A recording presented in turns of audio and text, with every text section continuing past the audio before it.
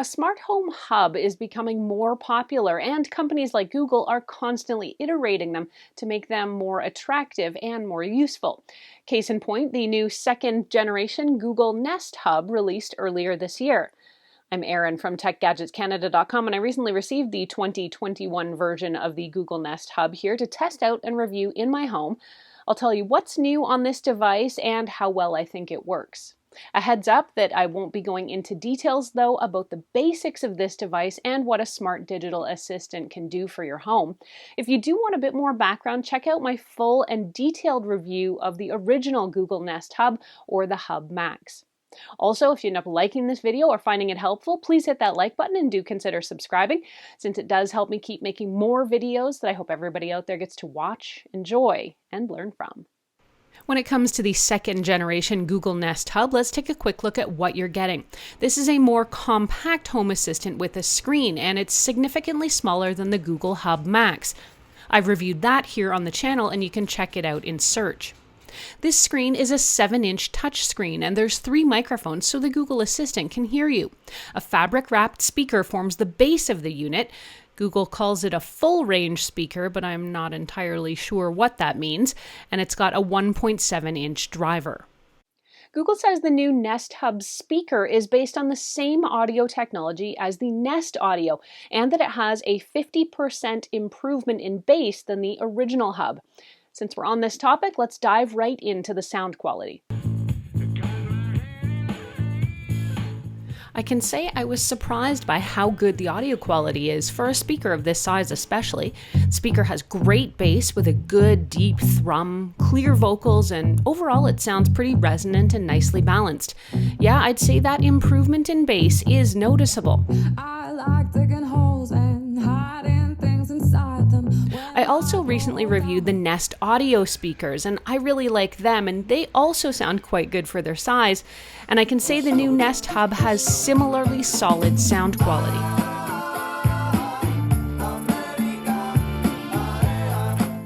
One thing this device does not have, on purpose, says Google, is a camera. Some devices, most notably Amazon's new Echo Show, touts its camera's ability to follow you around a room. This one, though, has no camera, and that's because Google wants to make sure you're not freaked out or suspicious of its intentions. And that's because they want you to put this hub in your bedroom, and that's because it's got new sleep features. Sleep sensing in the Google Nest Hub uses low-energy motion sensors inside the device, not cameras, to detect things like movement or motion. It also uses microphones to hear noise, including coughing or breathing and snoring, so you can learn what might be wrecking your rest. Light and temperature sensors can also help you evaluate the room where you're sleeping. I'll tell you about my personal experience with this feature. I set up the sleep sensing and let it run for about a week. Checking in on my data, I was actually pretty surprised to find I was sleeping for 28 hours a day in some cases. It was actually pretty funny to find the Nest Hub was tracking my sleep way more than I was ever actually in bed, and actually way longer than most days even are. I usually sleep for about 7 hours, and most of the week it was reading way too high. The app doesn't really give you any clues about why that might be, and interesting that the data doesn't seem to think that a 28-hour day might be some kind of error or correct for that. It also didn't seem to record the 3 nights in a row where my dog woke me up to let her out at 1:30 in the morning. After that first week, I was pretty disappointed in the ability of the Nest Hub to track and evaluate my sleep.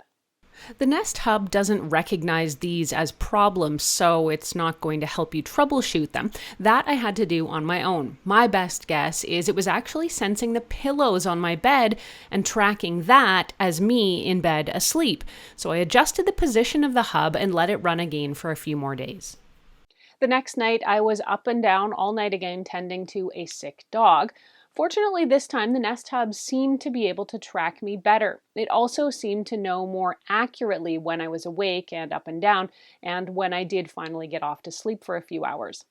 The sleep sensing tracks and reports a few different metrics, so let's take a closer look at what you're actually getting. How did I sleep last night? It looks like your sleep was too long, but it was fairly restful. If you ask the Google Assistant for your sleep report, you'll see a colored circle with an overview of your sleep. The color of the circle corresponds to how well you slept overall. Purple is ideal, red or pink, not so much. The sleep metrics look at 3 key features. There's schedule, quality, and duration. With schedule, you can tell the app what your ideal bedtime and wake-up time is, and it'll monitor you for when you should go to bed and should wake up to tell you if you're meeting those goals. With duration, you can see by the clock shape exactly when you were asleep and not sleeping. Quality gives you a report about the temperature and light level in the room at the top, and then makes note of any snoring, coughing, or light changes and what times they occurred. Now, when quality, duration, and schedule all converge for a good night's rest, you'll get a purple circle denoting ideal sleep. So you might be wondering how Google Sleep Sensing compares to other technology like Fitbit sleep tracking. I've been using Fitbit devices on and off for many years, and they were among the first devices to be able to reliably track your sleep and show patterns. I have actually found Fitbit to be really accurate when it comes to overall tracking, so I decided to compare the Nest Hub's data to what the Fitbit Sense smartwatch was finding. On the night I chose to compare, the Google Hub had me asleep for 8 hours and 17 minutes, while the Fitbit Sense had me sleeping for about 7 hours and 36 minutes. The notations on when I was asleep and when I was restless didn't even come close to matching up. I compared another day, and the overall sleep time was a bit closer, the Hub giving me 8 hours and 52 minutes, while the Sense tracked 8:14. The restless periods seemed to line up a bit better too, but since the Hub doesn't actually let you dig into that timeline, it's kind of hard to say for sure. Based on my own calculations, evaluations, and experience and what I knew about how long I was sleeping and when I was getting up, I have to say the Fitbit is far more accurate at sleep tracking. The bottom line for me, from my own personal hands-on experience, I don't think the new Nest Hub is great at sleep tracking yet, but I like the option here, and I hope that it improves in future generations of Nest Hub. The new Nest Hub has the ability to function as a smart bedside alarm clock and smart home hub too. You can check if your doors are locked, turn off the lights, and a bunch of other smart home controls. It is actually really handy having that stuff at your bedside, particularly if you don't sleep with your phone in the bedroom. When it comes to those alarm clock features, you can set a sunrise-style alarm where the screen of the device will brighten gradually to help you wake with light instead of jarring alarm bells.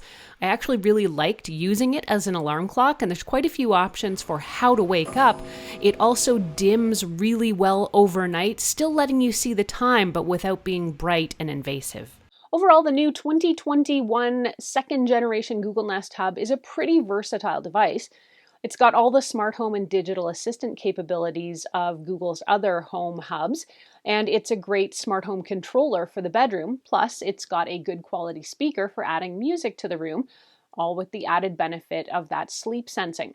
Now, the sleep sensing does take some monitoring and will take some adjusting to get it to track correctly, though it does supply a good amount of data. But in my personal experience, it is not as accurate as a wearable, for example.